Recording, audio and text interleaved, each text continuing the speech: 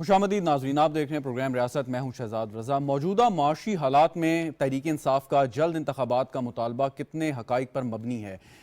پاکستان جب بھی انتخابات پاکستان میں ہوتے ہیں ہر 5 سال بعد اربوں روپے اس پہ خرچہ آتا ہے، اور اس وقت پاکستان معاشی صورتحال کے ساتھ ساتھ ایک پوسٹ ڈیزاسٹر سچویشن سے بھی گزر رہا ہے۔ سیلاب کی وجہ سے فوربس میگزین جو ایک عالمی جریدہ ہے اس نے ابھی اپنی ایک رپورٹ میں مینشن کیا ہے اسپیسیفکلی کہ پاکستان کو $40 ارب کا نقصان ہو چکا ہے۔ پاکستان کے وزیر خزانہ، وزیر خارجہ، وزیر اعظم تقریباً ہر روز دنیا کو یہ باور کرانے کی کوشش کر رہے ہیں۔ شہباز شریف صاحب وزیر اعظم پاکستان، انہوں نے بھی یہی کہا کہ ہمیں جو قرضوں کی ری شیڈیولنگ نہیں بلکہ ہمیں معاشی یا کلائمیٹ جسٹس چاہیے، ہمیں جو موسمیاتی انصاف چاہیے۔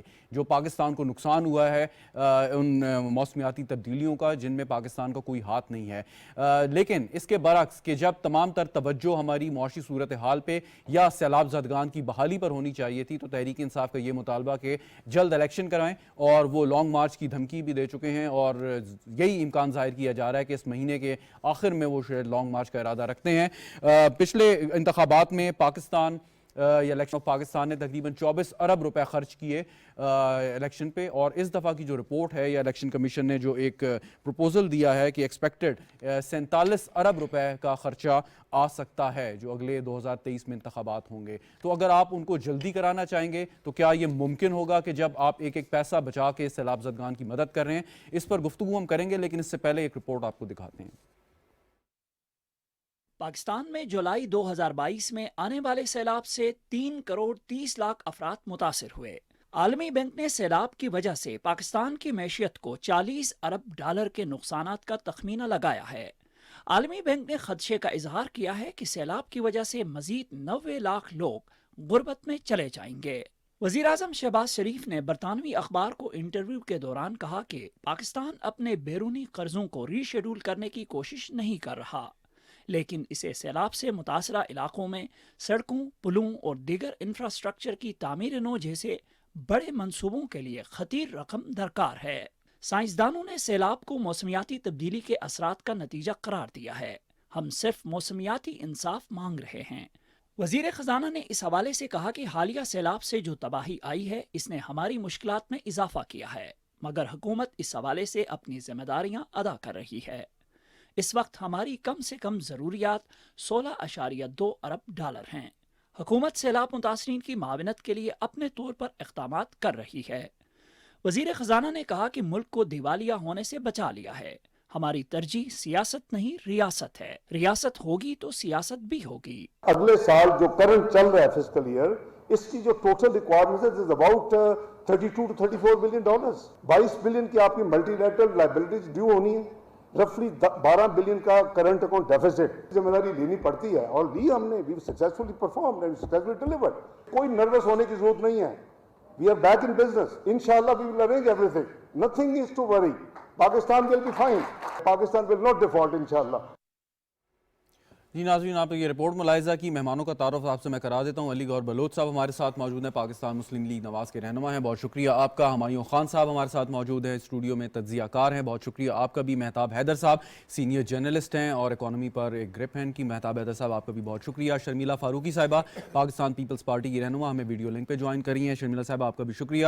آپ سے یہ آغاز کرتا ہوں شرمیلا فاروقی صاحبہ، اب اس وقت تحریک انصاف کے بارے میں آپ جو بھی کہیں، تنقید کریں، ایک بیانیہ اس کو پیش کرنے کی کوشش کریں، لیکن انہوں نے لانگ مارچ کرنے کا ارادہ کر رکھا ہے، اور آج حکومت نے ایک سپریم کورٹ میں پیٹیشن دائر کی ہوئی تھی کہ ریسٹرین کیا جائے انہیں لانگ مارچ کرنے سے، لیکن اس کو مسترد کیا گیا اور لانگ مارچ وہ کر سکتے ہیں ڈسپائٹ دا فیکٹ کہ انہوں نے ماضی میں کیا کیا۔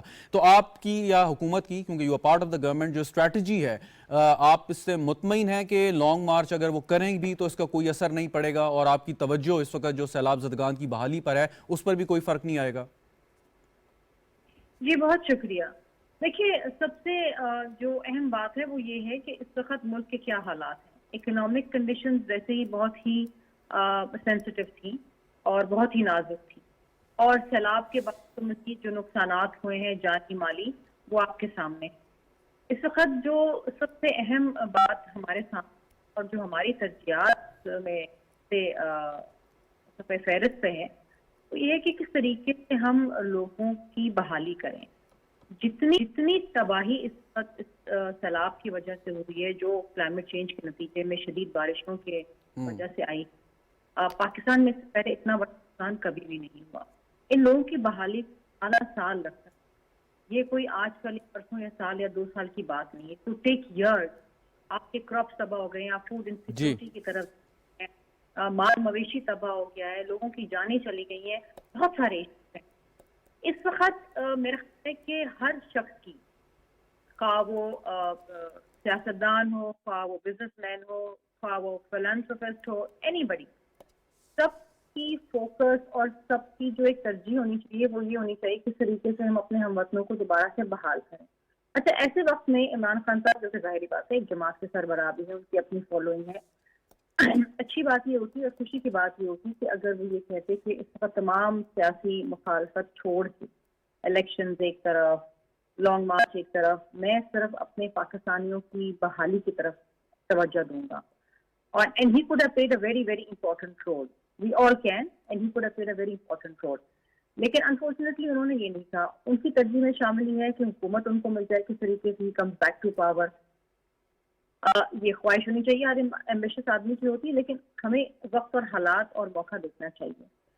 इस वक्त हुकूमत की तरजीह यही है कि देखिए कि अगर एहतजाज करना, पूरा महीना एहतजाज करना, अगेन हर पाकिस्तानी का, हर सियासतदान का हक है, लेकिन अगर आप आके कैपिटल को मफलूज करते हैं और वहाँ पर कारोबारी जिंदगी को मफलूज करते हैं, गवर्नमेंट मशीनरी को मफलूज करते हैं, तो ये अगेन मुल्क के लिए मजीद नुकसानदेह होगा। तो मेरा ख्याल इस वक्त इमरान खान साहब को भी सोचना चाहिए, इस वक्त जो उनकी तवज्जो का मरकज होना चाहिए वो सैलाब ज़रदान की बहाली है। वेरी राइट, बिल्कुल ठीक। जी आप फिनिश कर लें शर्मिला साहिबा। जी, मेरा कहने का मतलब यही था कि देखिए हुकूमत का फोकस यही है, हम तो एक इंक्लूसिव, पीपल्स पार्टी हमेशा इंक्लूसिव पॉलिटिक्स करती है, और हमने ये कहा है कि जहाँ तक नेशनल इंटरेस्ट है सैलाब ज़रदान की बात, हम हर किसी से हाथ मिलाने को तैयार हैं। It's not about news, it's not about politics, this is about a humanity which Pakistan is facing at the moment. Very right, बिल्कुल ठीक। बलोच साहब, आपको याद होगा जब इन्होंने हुकूमत में आने से पहले धरना दिया और सानिया APS हुआ और फिर उनको धरना अपना जो है वो ख़त्म करना पड़ा पाकिस्तान तहरीक इंसाफ को, तो एक सानिया था, लेकिन अब भी एक सानिया है, बहुत बड़ा सानिया है, उसमें तो यकीनन एक साइकोलॉजिकल उसका इम्पैक्ट ज़्यादा था, लेकिन अब जो माली नुकसान है या जानी नुकसान है वो कहीं ज़्यादा हुआ है इससे। तो इस वक्त क्या हुआ कि तहरीक इंसाफ को क्यों ये लगा कि उन्होंने जी अपना जो भी प्लान किया उससे हमने आगे जाना? देखें, बिस्मिल्लाहिर्रहमानिर्रहीम, इन तमाम चीज़ों के ना 2-3 पहलू हैं कि एक तो ये है कि जो ये सारा सिलसिला मतलब है कि खान साहब ने प्रोटेस्ट का ऐलान किया हुआ है और ये सारा मुल्क में मतलब है कि इंतशार फैलाने की फिर से कोशिश की जा रही है।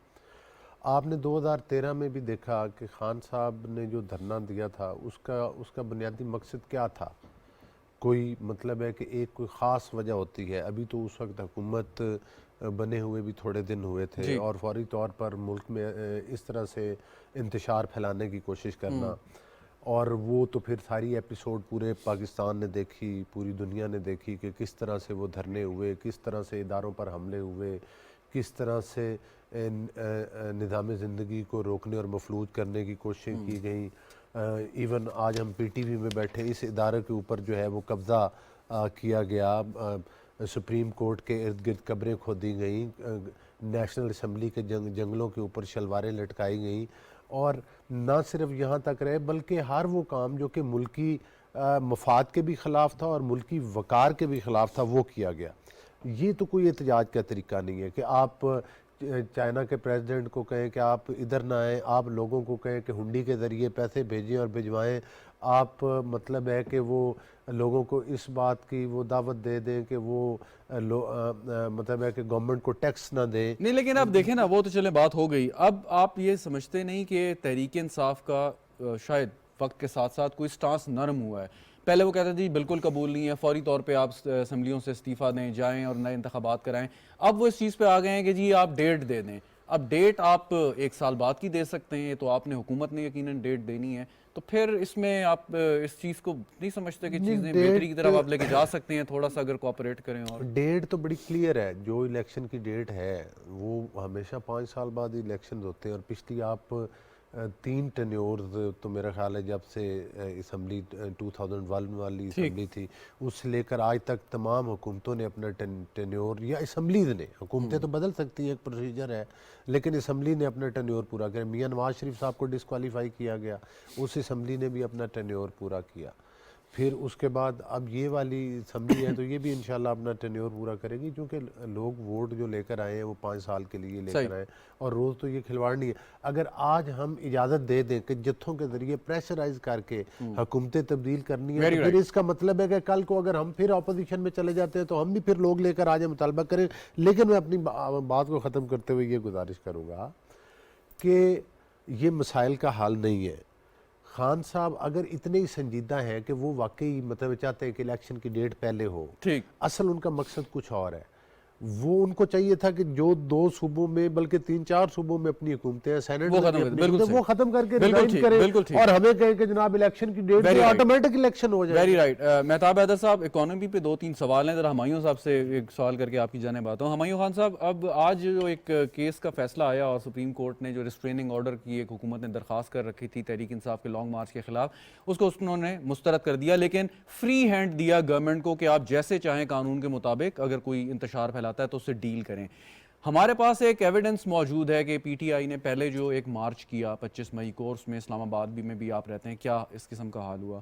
تو پھر اب جب ایک چیز ایک ٹریک ریکرڈ آپ کے سامنے آ گیا، پھر یہ فیصلے کو آپ کس نظر سے دیکھتے ہیں؟ میرا خیال ہے اہمیت کا حامل ہے یہ فیصلہ، اور اس میں یہ کہنا، دیکھیں 2 چیزوں کو ہم اس وقت ڈسکس کر رہے ہیں. ایک کہ جمہوریت کے اندر روایات کو کس طرح پنپنا چاہیے، جو آپ کے ڈیموکریٹک رائٹس ہیں وہ کرنا، اور پھر پریسیڈنٹ بھی دیکھنا کہ جو جماعتیں ان رائٹس کو ایکسرسائز کرتی ہیں کیا وہ واقعی کرتی ہیں. بعد میں آ کے یو ٹرن کر کے معافی مانگ لینا. ہم نے پرائم منسٹر جو ایکس پرائم منسٹر ہیں ان کی حرکتیں دیکھیں پچھلے چند مہینوں میں کہ ججز کو بھی انہوں نے للکارا، آئی جیز کو بھی، ڈی آئی جیز کو بھی، فوج کو بھی، مطلب ہر اس کو. اور اس کے بعد جب حالات ذرا تھوڑے سے خراب ہوئے تو اس میں انہوں نے معافی مانگ لی. اچھا، یہ تو بیسیکلی وہ ایسا ایکشن ہے کہ جب post action then your reaction has to be taken into consideration. تو اس میں جو ہے نا عدالت نے جو قانون اور اس کے مطابق فیصلہ کرنا ہوتا ہے. لیکن ہمارے جو لوگ ہیں، یہ جو ہماری پولیٹیکل پارٹیز ہیں، پرٹیکولرلی اس وقت جو اپوزیشن کی ہیں، وہ قانون کو اس سمت یا اس سینس میں نہیں لیتی جب وہ اپنی ایکسرسائز رائٹ کر رہی ہوتی ہیں.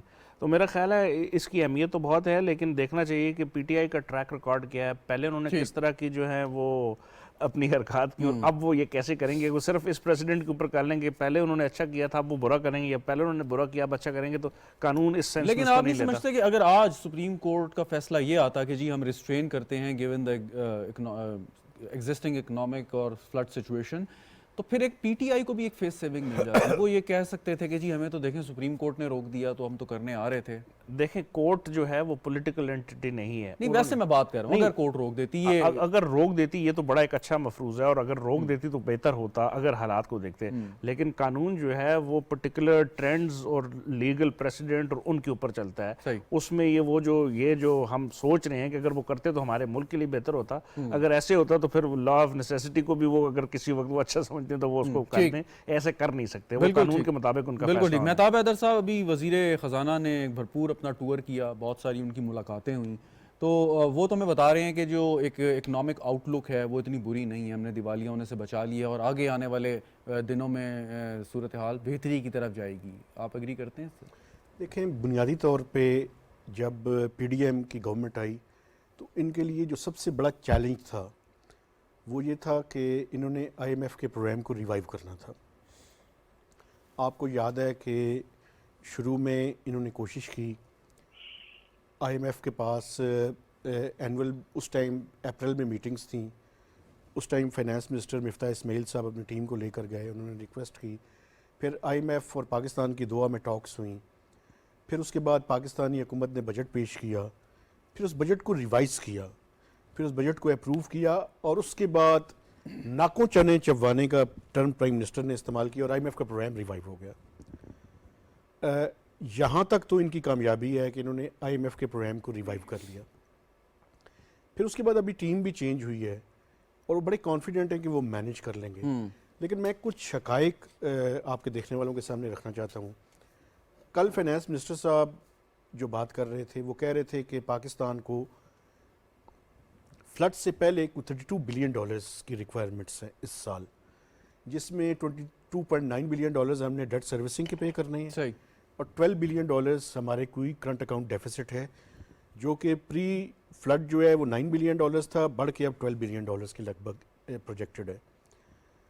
تو پاکستان کو اس ٹائم ڈالر لیکوڈیٹی کرنچ کا ایشو جو ہے وہ درپیش ہے، اور وہ کہہ رہے ہیں کہ مینیج کر لیں گے، لیکن there is a gap between the cup and the lip. اب کیا ضرورت ہے؟ آپ نے دیکھا کہ ڈار صاحب کے آنے کے بعد روپیہ جو ہے وہ بہتر ہوا، لیکن ابھی آپ چند دنوں میں دیکھیں دوبارہ سے روپے کی ڈپریسیشن شروع ہو گئی ہے۔ تو جب تک فنڈامنٹل سینٹیمنٹس تو بہتر ہوئے ہیں، ٹھیک، اور یہ توقع ہے اور وہ یہ کر جو لیں گے۔ کچھ جو شارٹ ٹرم میجرز ہیں یا ان کو لانگ ٹرم بھی آپ تصور کر سکتے ہیں کہ جیسے آپ روس سے آپ کو سستا تیل ملے، انہوں تو یہاں تک کہہ دیا جی بھارت سے بھی سستا تیل ملے تو خریدیں گے، لیکن اگر روس سے ملے آپ کو تو آپ کا ایک بہت بڑا یہ ایک بل ہے امپورٹ کا کہ جو آپ پیٹرولیم پروڈکٹس میں کرتے ہیں، تو اس سے کوئی آپ کو وہ گیپ کور کرنے میں مدد نہیں ملے گی؟ جی بالکل گیپ کور کرنے میں مدد ملے گی۔ اس کے علاوہ جو اننیسیسری یا لگژری آئٹمس ہیں امپورٹس کی، ان کو جو ہے وہ تھوڑا سا مزید جو ہے وہ کرٹیل کرنے کی ضرورت ہے۔ حالانکہ آپ یہ دیکھیں کہ اس ٹائم اگر آپ بزنس کمیونٹی سے بات کریں تو ان کا جو سب سے بڑا چیلنج ہے ان کو کہ ان کی ایل سیز جو ہے وہ، حالانکہ ابھی کچھ فائنانس منسٹر نے ریسنٹلی کہا ہے کہ $25,000 تک اور $50,000 تک جو ہے وہ ان کو اجازت دی ہے، لیکن ابھی بھی یہ پرابلم چل رہی ہے۔ تو بنیادی طور پہ یہ ڈیفینیٹلی یہ میجرز سپورٹ کریں گے، لیکن فوری طور پہ کیا چاہیے؟ فوری طور پہ ہمیں جو ہم نے ملٹی لیٹرلز کے ساتھ نیگوشیٹ کر رہے ہیں، اے ڈی بی کے ساتھ، ورلڈ بینک کے ساتھ، اسلامک ڈیولپمنٹ بینک کے ساتھ، اور جہاں جہاں سے ڈالرز لائے جا سکتے ہیں فرینڈلی کنٹریز کے ساتھ، وہ جو ایگریمنٹس ہیں ان کو میٹیریلائز کریں اور وہ ڈالرز آئیں۔ جب وہ ڈالر لیکوڈیٹی کرنچ ختم ہوگا تو اس کے بعد جو فنڈامنٹلز ٹھیک ہوں گے تو وہ سسٹینیبل ہوں گی۔ بالکل ٹھیک۔ شرمیلہ فاروقی صاحبہ، اسی سے متعلق ایک سوال ہے آپ سے کہ دونوں جماعتوں نے، People's Party P M L N نے famous charter of democracy sign کیا، اس کے بعد قائم بھی رہے کچھ حد تک اور چیزوں میں بہتری بھی ہم نے دیکھنے کو ملی۔ اب بات ہوتی ہے جی چارٹر آف اکانومی کی، اور یہ شہباز شریف صاحب جب اپوزیشن لیڈر تھے انہوں نے تحریک انصاف کو آفر کی، نہیں مانے، تو کیا یہ تحریک انصاف اگر کسی چیز میں شامل نہیں ہوگی تو وہ ہو ہی نہیں سکتی؟ مطلب اگر آپ سمجھتے ہیں کہ یہ اتنا امپورٹنٹ ڈاکومنٹ ہے تو باقی بھی تو پولیٹیکل پارٹیز ہیں، مطلب حکومت چلا رہی ہیں، تو وہ آپ لوگ آپس میں کنسنسس ابھی تک کیوں نہیں کر لیتے؟ تحریک انصاف میں شامل ہونا ہے تو ہو جائے گی۔ دیکھیے، I think this is a very, very fluid situation and a very, very precarious situation. اس وقت نہ صرف ہماری جو اکانومی کے حوالے سے food insecurity is at its peak, اس کے علاوہ ہمارے پاس کوئی فورن ڈائریکٹ انویسٹمنٹ نہیں آ رہی ہے۔ لوکل انڈسٹریز میں گیس کی نرخوں کی وجہ سے گیس تو ہے ہی نہیں، اور گیس کے بل آ جاتے ہیں۔ بجلی کی جو قیمتیں ہیں وہ آسمانوں کو چھو رہی ہیں۔ The cost of production is so high کہ، اور ہمارے پاس بجلی کی جو ایک شارٹیج ہے اس کی وجہ سے جو ہمارے ایکسپورٹس کے آرڈرز ہیں وہ کینسل ہو رہے ہیں، ایکسپورٹس ہمارے گرے۔ ہمارے پاس اس وقت جو ہے سب سے بڑا ایشو آ رہا ہے کہ ایل سیز نہیں کھل رہی ہیں، اور ایل سیز نہ کھلنے کی وجہ سے ہمارے ایکسپورٹس نہیں ہو پا رہے، ایکسپورٹس گر رہے ہیں، امپورٹ بل بڑھتا جا رہا ہے، بیکاز ہمارے پاس اس وقت ہم کھانا بھی امپورٹ کر رہے ہیں، کھانے پینے کی اشیاء بھی امپورٹ کر رہے ہیں۔ So it's a very, very precarious situation. یہاں پر اس وقت بیٹھ کے تو سب سے پہلے آپ نے ملک کو اکنامک ڈیفالٹ سے باہر نکالنا ہے۔ آئی ایم ایف کے پاس آپ گئے ہیں، آئی ایم ایف سے آپ کچھ شرائط ہیں، اللہ کر کے پچھلے دنوں میں کچھ پیٹرول کی قیمتیں کم ہوئی ہیں اور کچھ بجلی کی قیمتوں کے اندر ایک ہالٹ آیا ہے، ورنہ تو ایک مسلسل ایک انکریز کی طرف ہم جا رہے تھے، جہاں پر موسٹ پیپل گزر بسر کرنا بہت مشکل ہو گیا تھا۔ جو ادویات ہیں، جو نارمل ادویات ہیں، ان کی پروڈکشن رک گئی ہے، دستیاب نہیں ہے۔ There are so many situations، اور یہ اتنی precarious situation ہے کہ اس کے لیے تو میں سمجھتی ہوں کہ صرف سیاسی لوگوں کو سر جوڑ کے بیٹھنے کی صرف ان کی اس پر ضرورت نہیں ہے۔ اس وقت تو میں سمجھتی ہوں کہ تمام economic experts whoever can give any input, it is very, very important۔ ہاں، اس وقت اگین میں نے کہا نا کہ جو حکومت کا فوکس ہے، تو سب سے بڑا فوکس ہے وہ اگین آپ کے سیلاب زدگان کی بحالی ہے۔ اس وقت بھی کئی ایسے ڈسٹرکٹس ہیں پاکستان میں، بالخصوص سندھ اور بلوچستان، جہاں پانی ابھی تک کھڑا ہے۔ آپ ابھی تک لوگوں کو ریلیف اور ریسکیو کے مد کے اندر آپ جی. ان کو پہنچا رہے ہیں. ابھی تو بحالی کا وقت شروع نہیں ہوا, اس کے لیے مزید آپ کو ملینز آف ڈالرز چاہیے. How do you manage all this? It's beyond human capacity. یہ صرف پاکستان اکیلا نہیں کر سکتا, یہاں پر دنیا بھر سے مدد کی ضرورت پڑے گی. اور again it's not Pakistan fault, کیونکہ ہم تو وہ گرین ہاؤس ایمیشنز کرتے ہی نہیں ہیں جو باقی انڈسٹری ممالک کرتے ہیں, جس کی وجہ سے کلائمیٹ. لیکن یہ شرمیلا فاروقی صاحبہ, یہ فوربس کی رپورٹ ہے کہ 40 ارب ڈالر کا نقصان ہے, تو یہ 40 ارب ڈالر یہ کہاں سے آئیں گے پیسے؟ یہ دیکھیے, یہ دس از امپاسبل. 40 ارب ڈالر تو شاید پاکستان کو کبھی بھی نہیں ملیں گے, نہ پاکستان اکٹھا کر پائے گا. لیکن یہ تخمینہ لگایا ہے. اب I don't know how far it is correct, لیکن we need billions of dollars.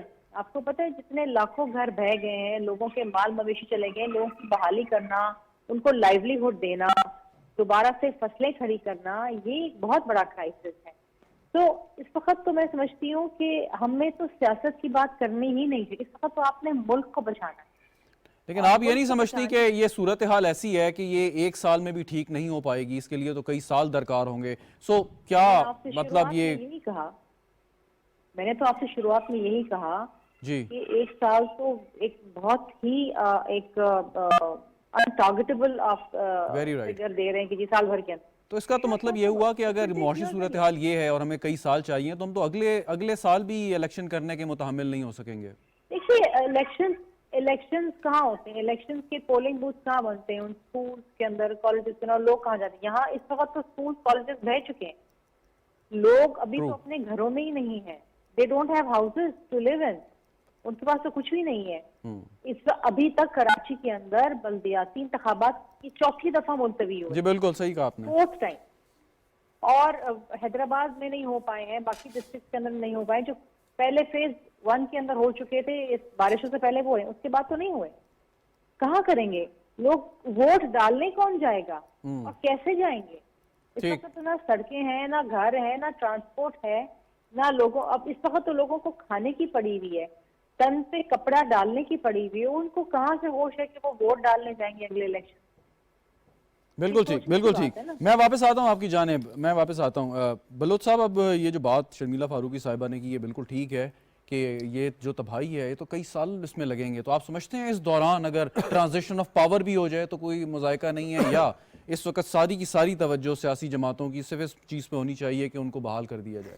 دیکھیں, بات یہ ہے کہ شرمیلا صاحبہ کی ایک لحاظ سے بات ٹھیک ہے, لیکن آبویسلی جب الیکشن کا ٹائم آئے گا تو اس وقت تک پھر الیکشن تو کروانے پڑیں گے.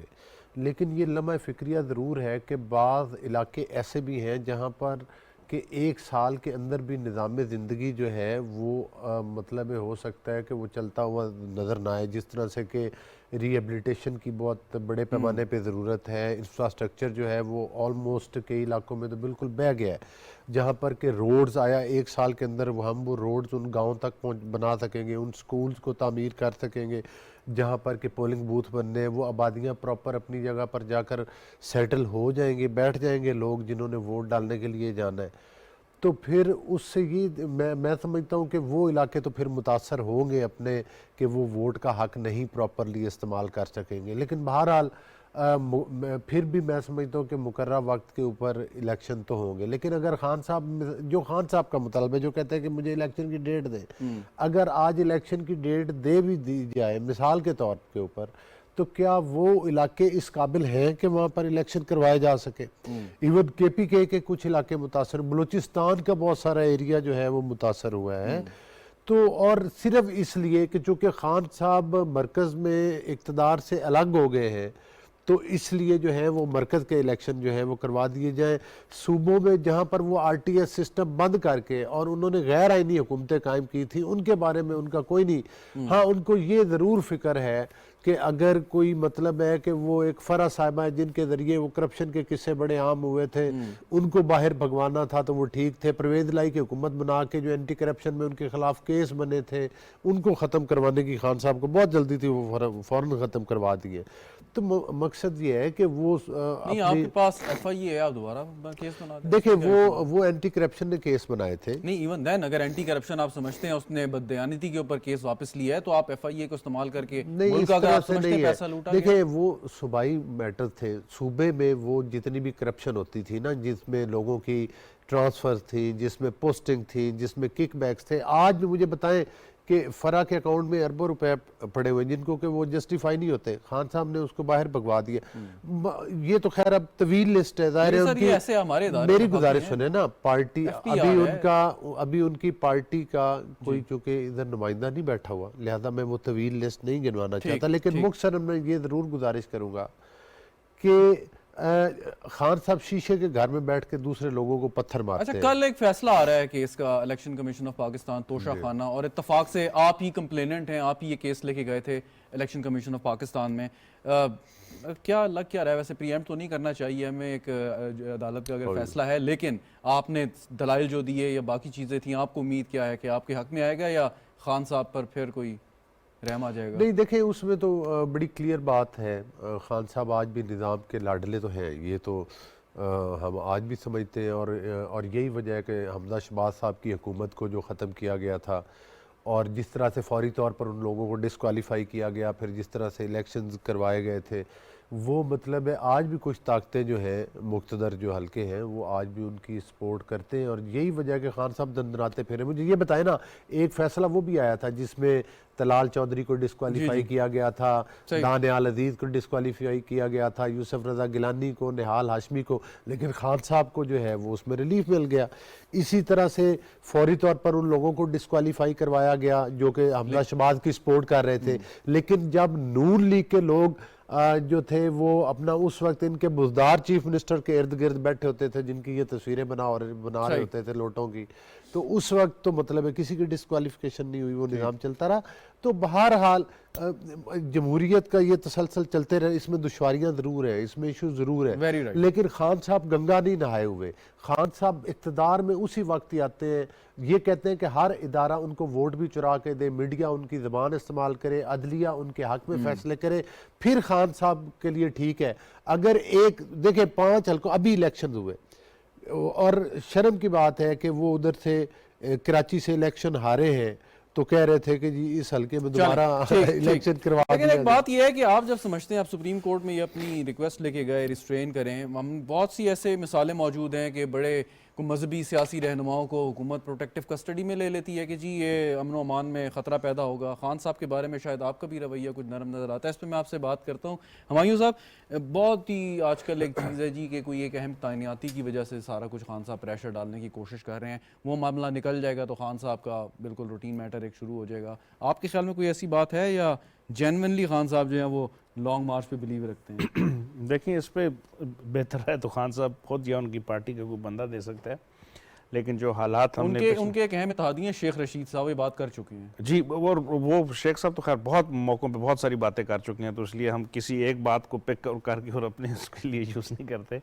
लेकिन वो जिसका वो जिक्र कर रहे हैं, पर्टिकुलरली आर्मी चीफ़ के अपॉइंटमेंट का कर रहे हैं, और उसमें आर्मी चीफ़ ने बहुत वाज़ह कर दिया एक दफ़ा नहीं कई मौक़ों पे कि मैंने अपनी जो है by law by rules and regulation जो करना है मैं उसी पे रहूँगा, मुझे एक्सटेंशन नहीं चाहिए, और जो कानून के मुताबिक जिसका हक़ बनता है, और प्राइम मिनिस्टर जो मौजूदा वक्त का होगा उसकी स्वाबदीद है, ये कानून का हिस्सा है, ये कॉन्स्टिट्यूशन का हिस्सा है। लेकिन उस चीज़ को ना सिर्फ अभी बल्कि बहुत पहले खान साहब जो हैं वो पोलिटिसाइज़ कर चुकी हैं। कभी वो न्यूट्रल्स का नाम लेते थे, कभी XYZ का लेते थे, कभी वो इलेक्शन कमीशन जो उनके खिलाफ फैसला आ जाता था तो उसके खिलाफ होते थे, और जब आज उसके हक में हुआ तो आपकी काफ़ी इसमें स्टडी है, बहुत से आपके मिलिट्री में दोस्त भी हैं।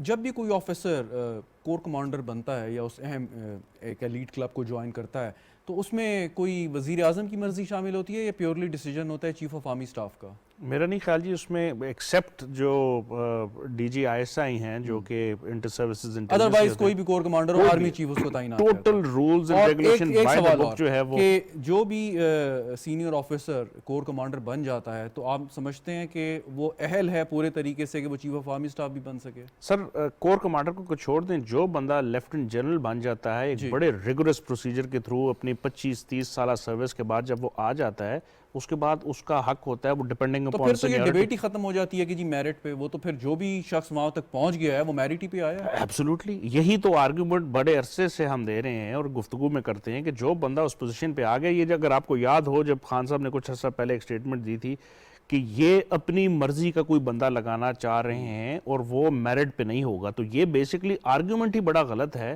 کہ مرضی کا کون ہوگا. جو بندہ اس پوزیشن پہ آ گیا اس نے اپنی 25-30 سال کی سروس دی ہے, اس نے قربانیاں دی ہیں, اس نے ریگولر پروسیجر کے ساتھ گیا.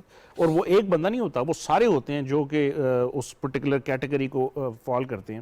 تو اس میں ایک بندے کو یہ کہہ دینا اور دوسرے کو یہ اس کو ادارے کو پولیٹیسائز کرنے کے مترادف ہے, جو کہ نہیں کرنا چاہیے. ایک چیز اور پھر آگے مہتاب صاحب کی, یہ اگر آپ پاکستان تحریک انصاف کی سیاست کو کہاں دیکھ رہے ہیں کہ جب وہ اپوائنٹمنٹ جو ہے اس کا جو ایشو ہے وہ ریزالو ہو جائے گا, یا مطلب آگے بڑھ جائیں گے اس سے ہم؟ دیکھیں, ایک تو وہ جو ہے مجھے نہیں سمجھ آ رہی کہ ہم کہاں دیکھ رہے ہیں, کیونکہ خان صاحب ہر دوسرے دن ایک نیا ایجنڈا لے کے ایک نئی politics, because he is a populist leader, اس میں کوئی دو رائے نہیں ہے کہ انہوں نے. اور اس وقت اگر دیکھا جائے تو پنجاب میں ان کی حکومت ہے, کے پی میں ہے, اور 2 اور صوبوں میں آزاد کشمیر اور گلگت بلتستان میں. بجائے اس کے کہ وہاں پہ لوگوں کی زندگیوں کو بہتر بنانے یا گورننس کے اوپر توجہ دیں, وہ صرف فیڈرل کے اوپر واپس آنے کے اوپر وہ کوشش کر رہے ہیں. اگر یہ معاملہ حل ہو جاتا ہے تو بہت سارے معاملات جس کی بیسز بنا کے وہ میرا خیال ہے کہ ان کی ہوا نکل جانی چاہیے. بہت سارے جو ببل ہے جس کی بیسز پہ وہ یہ پالیٹکس کر رہے ہیں. بالکل صحیح. مہتاب حیدر صاحب, یہ جو انٹرنیشنل صورتحال ہے یہ بھی بڑا اثر کرتی ہے اکانومی پہ, خاص طور پہ سیاست پہ کرے نہ کرے. یوکرین وار ہمارے پاس ظاہر ہے کہ خوراک کے لیے وہ مطلوبہ ذرائع اس طرح نہیں ہیں. اب جب یہ اوپیک پلس کنٹریز جو ہیں یہ تیل کی جو پروڈکشن ہے ان کو کم کر رہی ہیں, اور ان کا شاید یہ ایک وہ ہے مقصد ہے کہ اس کی قیمتوں کو بڑھایا جائے, جس کی وجہ سے امریکہ بھی ان سے ناراض ہو رہا ہے کہ جی آپ اپنے اسٹریٹجک ریزروز میں سے وہ آئل نکال کے آگے مارکیٹ میں دے رہا ہے. پاکستان کو کے لیے کتنی یہ چیز جو ہے ڈیمیج کرے گی اگر تیل کی قیمتیں بڑھیں پروڈکشن کم ہونے کی وجہ سے؟ دیکھیں, اگر ہمارا میجر جو امپورٹس ہیں وہ اگر آپ فیول کو دیکھیں تو میجر بلک جو ہے نا وہ فیول پہ ہے. اس کے اندر آپ کی الیکٹریسٹی اور کول اور یہ چیزیں بھی, فرنس آئل بھی شامل ہے. تو اس کا بل جو ہے وہ بہت ہی امپورٹنٹ ہے ہمارے لیے. اگر آئل کی پرائسز زیادہ ہو گئیں تو یہ ہمارے امپورٹس بڑھیں گی, اور اگر امپورٹس بڑھیں گی تو پھر ہمارا کرنٹ اکاؤنٹ ڈیفیسٹ بھی بڑھے گا, and that would be a major challenge. اس ٹائم میں سمجھتا ہوں کہ جن چیزوں کو ایکسپلور کرنے کی ضرورت ہے, ایک تو اگر رشیا سے ہم چیپ فیول خرید سکتے ہیں تو اس کو ڈیفینیٹلی ایکسپلور کرنے کی ضرورت ہے. ایک چیز اور, لیکن ایک ریکویسٹ میں اور کرنا چاہتا ہوں. دوسرا, ہمیں کنزرویشن پہ بالکل جانے کی ضرورت ہے. ٹھیک, دیکھیں آئل کی پرائسز اگر کم بھی ہو جائیں تو یہ جو کنزرویشن ہے یہ ہمیں, میں سمجھتا ہوں ہمیں ریسکیو کر سکتی ہے. میں کیوں کہہ رہا ہوں, وجہ یہ ہے, آپ یہ دیکھیں سر, پاکستان کے فورن کرنسی ریزروز, اور یہ الارم بیل ہے اس ٹائم نہ صرف پولیٹیکل پارٹیز کے لیے بلکہ پوری اسٹیٹ کے لیے. $7.5 بلین کے ریزروز ہے اسٹیٹ بینک آف پاکستان کے پاس, جو کہ 2 مہینے کی امپورٹ کی کوریج سے بھی کم ہے. تو ڈالر ہمارے پاس نہیں ہے. میں جیسے پہلے آپ کو کہہ رہا تھا کہ ڈالر لیکوڈیٹی کرنچ ہے, تو اس کا طریقہ یہی ہے کہ ہم اپنی امپورٹس کو جس طرح سے کم کر سکیں وہ کریں. بالکل, اور اگر آئل پہ ہم کنزرویشن پہ نہیں جاتے, ٹھیک, یہ زیادہ. اچھا, یہ سوال بھی بار بار اٹھتا ہے کہ آپ اگر اس غیر معمولی صورتحال سے دوچار ہیں تو جہاں پہ آپ اپنے قرضے ریسکیجولنگ کرانے کی بات کر رہے ہیں یا مزید کوئی گرانٹ کی بات کر رہے ہیں, کلائمیٹ جسٹس کی بات کر رہے ہیں, تو آپ یہ بھی بات کر سکتے ہیں ٹھیک ہے جی آپ نے ایران پہ پابندیاں لگائی نہیں ہیں لیکن ہماری غیر معمولی ایک صورتحال ہے اور ہمیں سروائیو کرنا ہے. تو وہ بات بھی کیا کسی فورم پہ کی جا سکتی ہے یا ممکن نہیں ہے؟ میرے خیال میں تو جو انٹرنیشنل, چونکہ وہ سینکشنز کے اندر ہے, لیکن ایک چیز کو ایکسپلور کیا جا سکتا ہے اور وہ ہے بارٹر سسٹم. ہم انوویشن کی طرف کیوں نہیں جاتے؟ اگر ایران کی چیزیں سمگلڈ ہو کے پاکستان میں آ رہی ہیں تو ہم بارٹر سسٹم کے تحت ان سے بات چیت, میرا خیال ہے کہ کچھ چیزوں کو ہمیں انٹرنیشنل جو لا اور ریگولیشنز اور جو سینکشنز ہیں ان کو کمپلائی کرتے ہوئے کچھ چیزوں کو ایکسپلور کرنا چاہیے, راستہ نکالا جا سکتا ہے. بالکل ٹھیک. شرمیلا فاروقی صاحبہ, اب آپ کوشش بھی کر رہے ہیں, آپ سے مراد یہ کہ یہ جو کولیشن گورنمنٹ ہے اور چیلنجز بھی آپ کے سامنے بہت ہیں, لیکن دوسری جانب ایک پرابلم یا ایک چیلنج یہ بھی ہے کہ ایک جماعت پاکستان تحریک انصاف وہ ایک بیانیہ لے کے چل رہے ہیں, اور چاہے آپ جو بھی کچھ کریں وہ مسلسل وہ بات کر رہے ہیں, آپ اس کو جھوٹ کا نام دیں, آپ اس کو دھوکے بازی کہیں, یا جو بھی ان کی ایک پروپیگنڈا مہم ہے, اور وہ چلا رہے ہیں, لوگوں کو اٹریکٹ کرنے کی بھی کوشش کرتے ہیں. تو یہ اس چیلنج کو کیسے کریں گے؟ وہ ایک کاؤنٹر نیریٹو جو ہوتا ہے ہے جو ہمیں ایک نظر آنا چاہیے وہ ایک حکومت نہیں، جو پی ڈی ایم کی سیاسی جماعتیں ہیں ان کی جانب سے کو جو رسپانس ہے وہ آ نہیں رہا. اس کی کیا وجہ آپ سمجھتی ہیں کہ ٹو مچ بزی نہ ہوا کہ جو بحالی اور دوسرے کام جو ہیں؟ دیکھیں عمران خان صاحب کا جو ہمیشہ سے ریٹورک رہا ہے نا، اس میں ایک ریلیجس ایلیمنٹ بھی رہا ہے. اب اگر میں یہ نعرہ لگاؤں کہ غلامی صرف خدا کی اور کسی کی نہیں، اس بات سے کوئی اختلاف نہیں کرے، نو بڑی ون، ظاہری بات ہے غلامی صرف خدا کی اور کسی کی نہیں. اور اگر آپ یہ کہتے ہیں کہ ہم صرف غلامی خدا کی کریں گے، امریکہ کی نہیں کریں گے، تو دس نیریٹو سیلز انفارچونیٹلی. اور یہ صرف ان لوگوں میں نہیں جو یہ ایلیٹسٹ میں بھی یہ نعرہ دکھتا ہے. اور عمران خان نوز ویری ویل، ہم نے تو ابھی جو لیکس بھی دیکھے ہیں کس طریقے سے، وہ جو آڈیو لیکس آئی ہیں جی اس میں بھی ہم نے سنا ہے کہ کس طریقے سے انہوں نے کہا کہ جی وی نیڈ ٹو پلے دس اپ، کس طریقے سے اس کو ایکسپلائٹ کرنا ہے.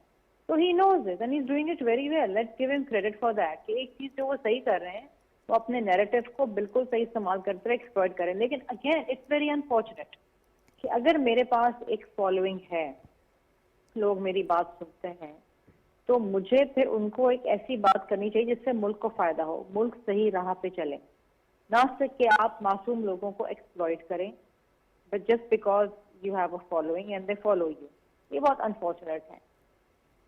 اس وقت اگین میں نے آپ کو کہا نا کہ جو حکومت کا فوکس ہے یا جو پی ڈی ایم کی جماعتوں کا فوکس ہے وہ ان کے نیریٹو کو بلاک کرنا یا اس کو کاؤنٹر نیریٹو لا کے ان کو، اس وقت جو فوکس ہے وہ اگین اکنامک بحالی، اقتصادی بحالی، سیلاب زدگان کی نہیں، بحالی. لیکن ایک سوال، صحیح آپ کہہ رہی ہیں، ایک سوال ہے. آپ کو یاد ہے کہ کچھ مذہبی انتہا پسندوں نے بھی پاکستان میں بہت عرصے ایک بڑے طبقے کو جو ہے وہ گمراہ کیا، کرنے کی کوشش کی.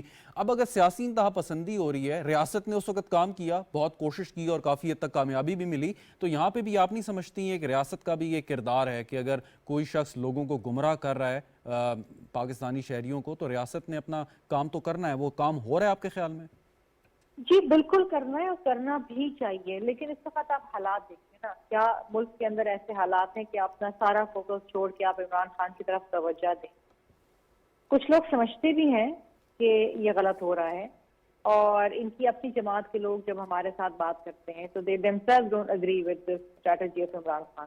لیکن اگین وہ ایک شخص ہے جو صرف اپنی بات کرتا ہے، اپنی حکومت میں اپنی آنے کی بات کرتا ہے، اور یہ اس کا مقصد ہی یہی ہے.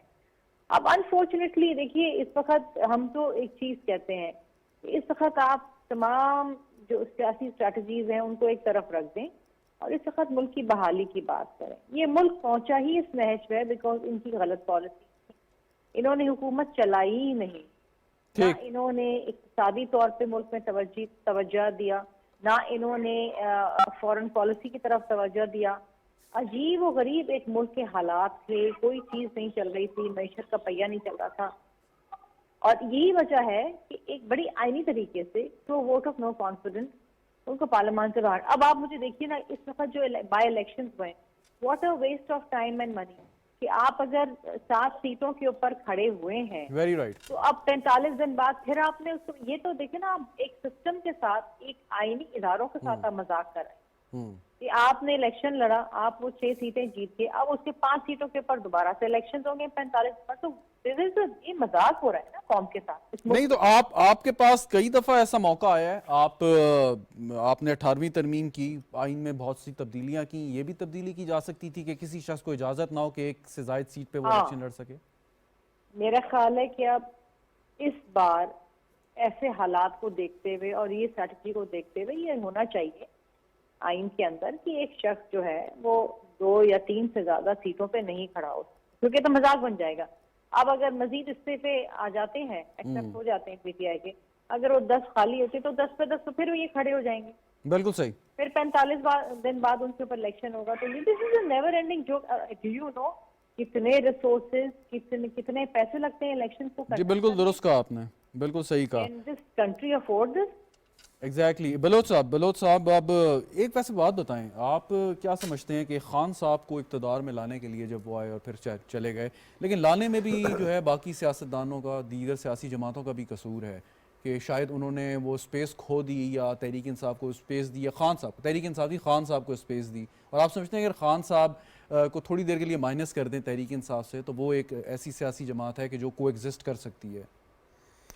دیکھیں بات یہ ہے کہ اگر تو آپ 2013 کے الیکشن کی بات کر رہے ہیں یا 18 کے الیکشن کی بات کر رہے ہیں، دیکھیں 18 کی تو بڑی سمپل بات ہے کہ خان صاحب کے پاس بالکل میجورٹی نہیں تھی. خان صاحب کو بنوانے کے لیے جو ہماری لیڈرشپ تھی پی ایم ایل نون کی اور دیگر جو پولیٹیکل پارٹیز تھیں اس وقت کی جو کانٹیسٹ، جس میں کہ پاکستان پیپلز پارٹی ہے، جے یو آئی ہے، باقی پارٹیز بھی، اگرچہ ہم تمام پولیٹیکل پارٹیز ایک دوسرے کے مد مقابل الیکشن کانٹیسٹ کر رہے تھے، لیکن خان صاحب کے کہنے کے اوپر ان تمام پارٹیز کی لیڈرشپ کے خلاف جھوٹے مقدمات بنائے گئے، ان کو الیکشن کے دوران جیلوں میں بند کیا گیا. سوال یہی ہے نا کہ وہ مقدمات بننے کی سٹیج کیوں آئی کہ خان صاحب کے کہنے پہ کسی نے ایسا کام کیا ہی کیوں کہ اگر آپ کے تعلقات ٹھیک تھے ریاستی اداروں سے پھر نوبت ہی نہیں آنی تھی. نہیں، بات تو پھر وہی آ گئی نا کہ ریاستی اداروں کے ساتھ تعلقات تو ہمیشہ ہر پولیٹیکل پارٹی جو ہے وہ ٹھیک رکھنے کی کوشش کرتی ہے اور وہ ہونے بھی چاہیے، لیکن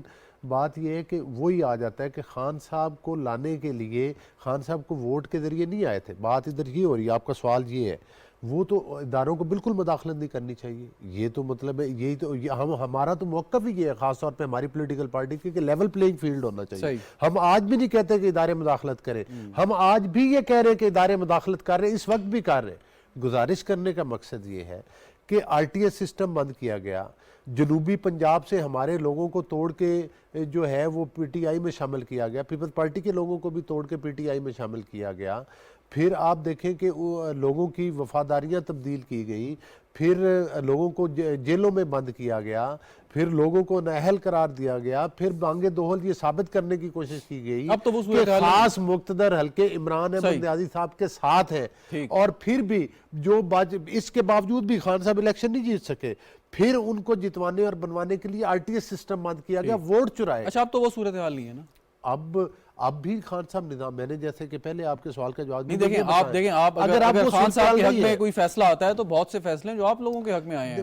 اسمبلیاں تحلیل ہوئی، اسمبلیوں کو واپس بحال کیا گیا، یہ آپ کے حق میں فیصلہ ہے. بات فیصلے آنے کی نہیں ہے، بات فیصلے حق میں آنے کی نہیں ہے. بات یہ ہے، دیکھیں یہ پورا جو نظام ہے نا، اس سے پتہ چلتا ہے کہ کس کی فیور ہو رہی ہے. لیکن دیکھیں اگر آپ خان صاحب کو مثال کے طور پہ گرفتار کرنا چاہیں تو کیا آپ اس چیز کے پیچھے چھپ سکتے ہیں کہ جی عدالت نے ایک آرڈر دیا ہوا ہے؟ حکومت یا ریاست کے بعد بڑی طاقت ہے، کوئی ایک اور شخص کوئی عام آدمی کرے تو 10 طرح کے مقدمے بن جاتے ہیں، بندے کو راتوں رات اٹھا لیا جاتا ہے.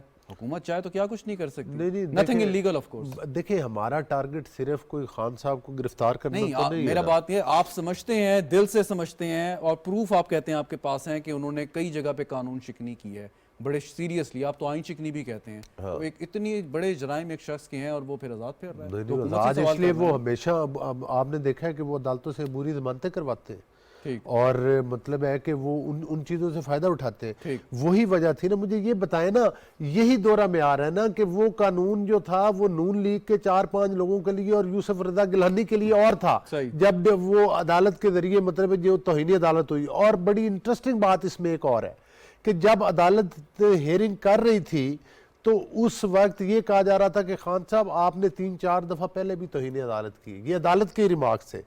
مقصد یہ ہے کہ عدالتی فیصلوں پر اختلاف رائے رکھنا ہر بندے کا جمہوری حق ہے، لیکن ہم نے ہمیشہ عدالتی فیصلوں کو سر تسلیم قبول بھی کیا ہے، اس لیے کہ پاکستان کے وقار کے لیے، پاکستان کے قانون اور آئین کے احترام کے لیے. یہ بتائیں جب مریم صاحبہ اور میاں نواز شریف صاحب انگلینڈ سے آئے تو وہ پیناما جس کا کہ ذکر بات تو وہ اقامہ پیناما سے شروع ہوئی اور ڈسکوالیفیکیشن اقامہ پر ہوئی، اور پھر جب ایک جھوٹے مقدمے میں فیصلہ آیا تو پھر وہ انگلینڈ سے پاکستان آئے اور میاں نواز شریف صاحب اپنی اہلیہ کو زندگی اور موت کی کشمکش میں چھوڑ کر آئے تھے. وہ کس لیے آئے تھے؟ پاکستان میں قانون اور آئین کی بالادستی کے لیے. یہ نہیں کہ وہ اس میں کوئی مطلب جھوٹے تھے. اور مریم نواز صاحبہ کے جب ابھی وہ ہوئی ہے عدالت کے ذریعے فیصلہ تو اس نے ثابت کر دیا. جی بالکل ٹھیک. ہمایوں خان صاحب کوئکلی جی فیو منٹس ہیں.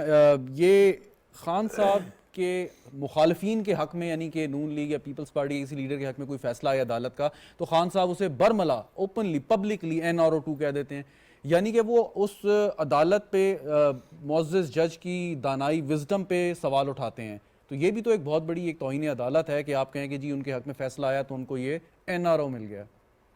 جی بالکل، اس میں کوئی دو رائے نہیں. ابھی جس طرح بلوچ صاحب نے کہا اور اس کے پہلے شرمیلہ فاروقی صاحب نے بھی مختلف چیزوں کے اوپر کامنٹ کیا. خان صاحب ایک پاپولر لیڈر کے طور پہ ابھر کے آئے. ان کے ایک عوام کے اندر ایک تھا، ایک سیلیبریٹی سٹیٹس تھا جس کی وجہ سے، اور پھر ایک ینگر جنریشن ان کو غلط یہ صحیح فالو کرتی ہے. سوشل میڈیا کا استعمال ان کے پاس لیکن ایک بہت. سو کال جو گرامر تھا ختم نہیں ہو گیا کہ بس ٹھیک ہے انف از انف کہ بہت دیکھ لیا؟ میں کہوں گا کہ اگر نہیں ہوا تو ہو جانا چاہیے، کیونکہ بہت ساری حقیقتیں لوگوں پہ آشکار ہو گئی ہیں، لیکن نہیں ہوتا. آپ اگر پاپولزم کی جو ہے نا وہ تھیری پڑھیں تو اس میں یہی ہے کہ جو پاپولسٹ لیڈر ہوتا ہے وہ ہم نے ڈونلڈ ٹرمپ کی شکل میں بھی دیکھا، کچھ بھی کہہ لے اس کو مانتے ہیں. مودی کی شکل میں بھی دیکھا، بیلسکونی کی شکل میں، وہ اور اس طرح کے ہمارے ساتھ بہت سارے اگزامپل ہیں. وہ اپنا نیریٹو اگلے دن اور چینج کر لیتا ہے. جو مین اس وقت کا ہمارا جو آج کا بڑا سب سے بڑا اہم ٹاپک بھی تھا کہ فلڈز نے کتنا بڑا نقصان پہنچایا پورے قوم کو. پھر آپ نے چارٹر آف اکانومی کا بھی ذکر کیا. آپ کو 32 سے 40 بلین کا ایک محتاط اندازے کے مطابق تخمینہ لگایا کہ پورے ملک کو نقصان ہوا. اس کے علاوہ ان کو ری ہیبیلیٹیٹ کرنے میں ابھی مہتاب صاحب نے بھی ذکر کیا اور آپ نے بھی کہا کو 15-16 بلین ڈالر چاہیے. پھر آپ نے بیلنس آف پیمنٹ کرنی ہے. ان ساری چیزوں کے اندر ہمیں اگر آپ کو یاد ہو تو ہم IMF کا 1.12 بلین ڈالر کا جو پہلی ٹرانچ تھی اس کے لیے ہم نے کس قسم کی حرکتیں نہیں کی. جی بالکل. اور اب آپ کا جو نقصان ہے وہ 40-50 بلین ڈالر کے اوپر ہے جو کہ آپ نہیں کر سکتے. Very right. کلائمیٹ جسٹس، ان ساری چیزوں کو دیکھ کے ویژن آف لیڈرشپ یہی کہتی ہے کہ لوگ اکٹھے ہو جائیں، اپنی سیاست سے بالاتر ہو کے اس کرائسس کے اندر سے، ایگزسٹینشل تھریٹ کے اندر سے ملک کو نکالیں. وہ نظر نہیں آ رہا. اضافہ کرنا چاہتا ہوں، دیکھیں آپ پولیٹیکل پارٹیز کی بات کر رہے ہیں، یہاں پہ مسئلہ پولیٹیکل پارٹیز کا نہیں ہے، یہاں پہ مسئلہ فین کلب کا ہے. وہ فین کلب جو ہے نا وہ پرابلم ہے. صحیح. وہ یہ سمجھتے ہیں کہ جو وہ کہہ رہے ہیں وہ بالکل ٹھیک کہہ رہے ہیں. اور یہ نیا فنامنا ہے ویسے پاکستان میں. کل ایک بڑا عمار مسعود صاحب ہمارے شو میں تھے، انہوں نے ایک واقعہ اپنا سنایا اور مجھے بڑا افسوس ہوا. انہوں نے کہا کہ میں نے سوشل میڈیا پہ اپنی والدہ کی موت کا، وفات کا ذکر کیا اور کہا کہ اس کے جواب میں اس فین کلب کی جانب سے جو گالیاں میری والدہ پہ اور مجھے آئیں، تو مطلب یہ بڑا افسوسناک ہے. سوال مہتاب صاحب آخری آپ سے یہ ہے کہ اسحاق ڈار صاحب ایک ٹیسٹڈ ایک فائنانس منسٹر رہے ہیں بہت عرصے سے، آپ انہیں بہت اچھی طرح جانتے ہیں. تو پاکستان تحریک انصاف کی ٹیم کے جو پلیئر تھے، حفیظ شیخ صاحب، شوکت ترین صاحب، اسد عمر صاحب، ان سے اگر آپ کمپیئر کریں اور جو ایکسپیکٹیشنز ڈار صاحب سے ہیں، آپ سمجھتے ہیں کہ وہ with in this brief tenure پورا کر لیں گے؟ دیکھیں ڈار صاحب نے 2 دفعہ چیلنجز ان کو دیے گئے، 1998 کے لاسٹ منٹ کو ایکسپلوژن کے بعد اور 2013 کے بعد بھی. لیکن ابھی ایک فرق ہے. وہ فرق یہ ہے کہ اس time at the twilight of tenure of the government اس ٹائم چیلنجز زیادہ ہیں اور یہ کمپاؤنڈ کر دی ہیں چیلنجز اس فلڈ نے. تو آگے جو چیلنجز ہیں، 2 بڑے چیلنجز ہیں جی اس ٹائم. ایک جو میں نے شروع میں کہا تھا ڈالر لیکوڈیٹی کرنچ اور دوسرا انفلیشن. ان 2 چیلنجز پہ اگر قابو پا لیں تو یہ پاکستان کے عوام اور پاکستان کے ملک کی خدمت ہوگی. لیکن یہ چیلنجز پہ قابو پانا اتنا آسان نہیں ہوگا. بالکل ٹھیک. بہت بہت شکریہ آپ کا. علی گور بلوچ صاحب ہمارے ساتھ موجود تھے، ہمایوں خان صاحب، مہتاب حیدر صاحب، شرمیلہ فاروقی صاحبہ، آپ کا بھی بہت شکریہ. ناظرین، گفتگو پروگرام دیکھنے کا شکریہ. اجازت دیجیے. خدا حافظ.